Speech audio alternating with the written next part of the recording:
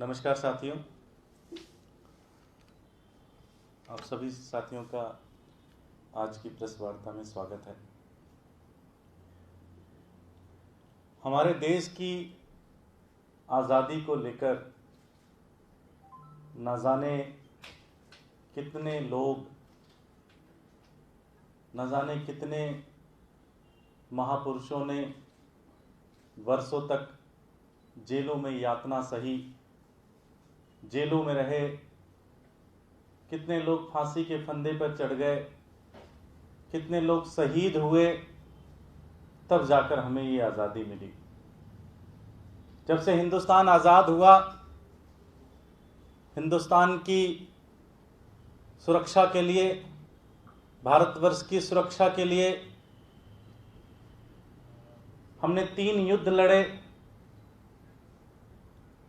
हजारों लाखों लोग शहीद हुए, न जाने कितने बहनें विधवा हुई, न जाने कितने माओं ने अपने लाल खोए, तब जाकर हिंदुस्तान आज तक सुरक्षित है।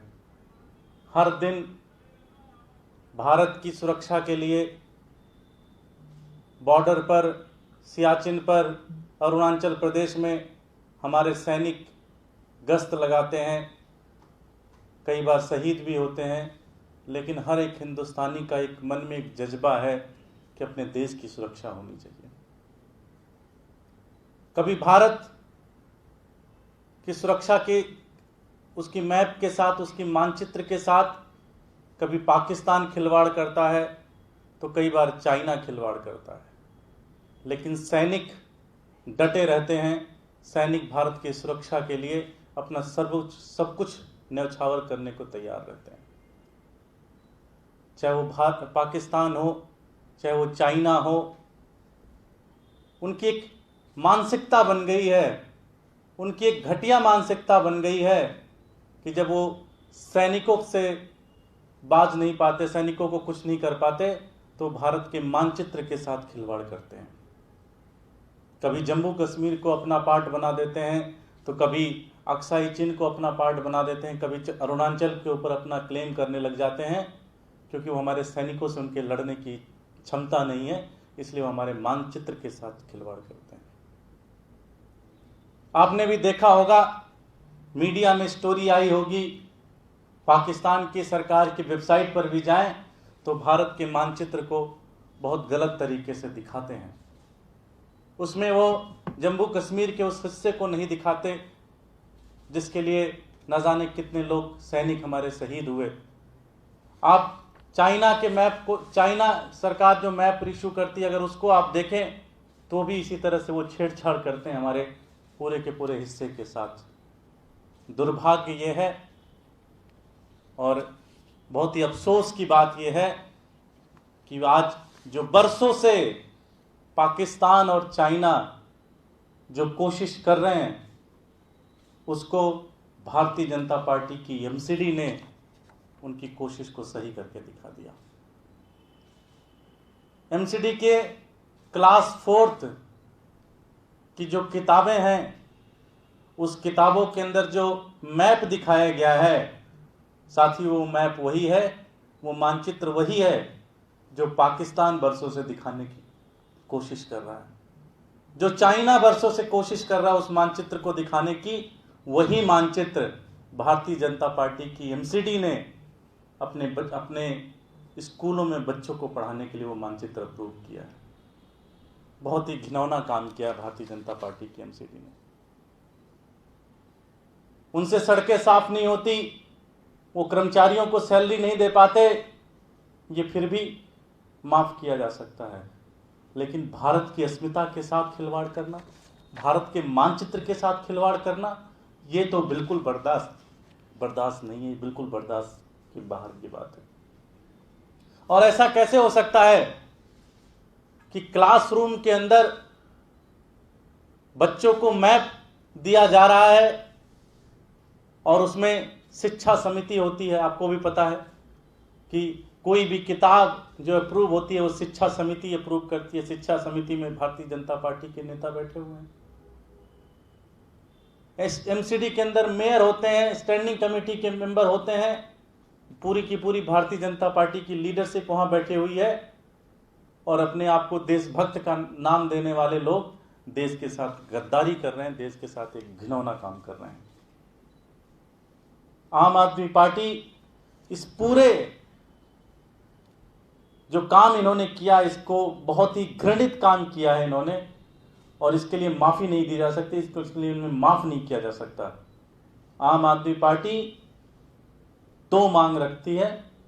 सबसे पहला मांग ये है कि ये जो नोटबुक है, जो ये किताब है, इसको तुरंत वापस लिया जाए, और साथ ही साथ बीजेपी की जितनी भी लीडरशिप और जो भी अधिकारी इसके अंदर सम्मिलित हैं, उनके ऊपर देशद्रोह का मुकदमा लगना चाहिए।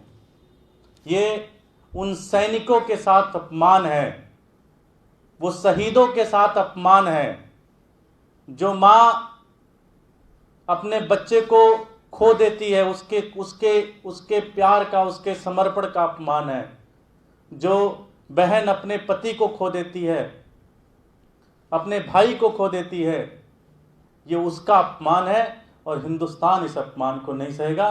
सारे अधिकारी, सारे नेता जितने बीजेपी के इसमें सम्मिलित हैं, सबके खिलाफ देशद्रोह का मुकदमा होना चाहिए और इस किताब को तुरंत वापस लेना चाहिए। आम आदमी पार्टी ये मांग करती है। हमारे साथ नेता विपक्ष और स्टैंडिंग कमेटी के मेंबर हैं, मैं चाहूंगा वो भी अपनी बात रखें।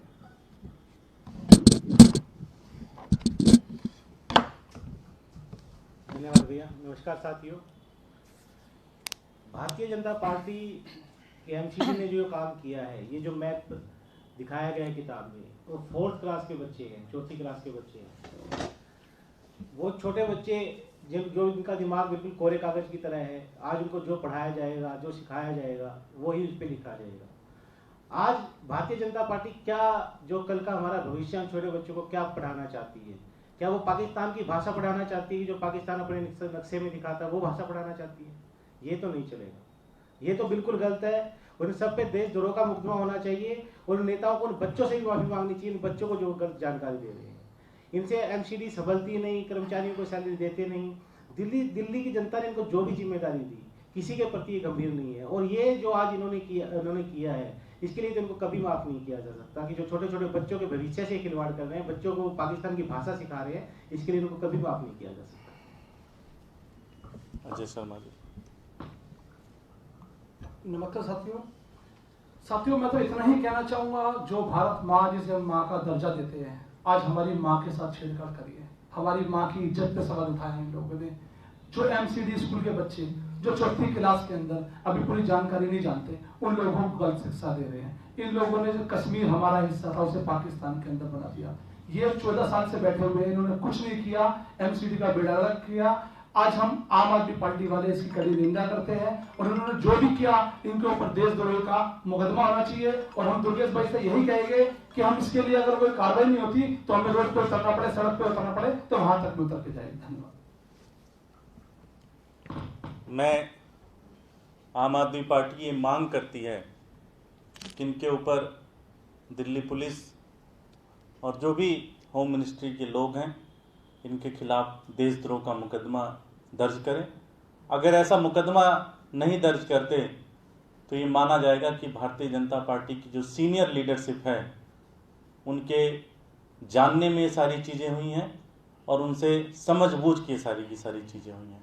बहुत बहुत धन्यवाद। कोई प्रश्न है तो?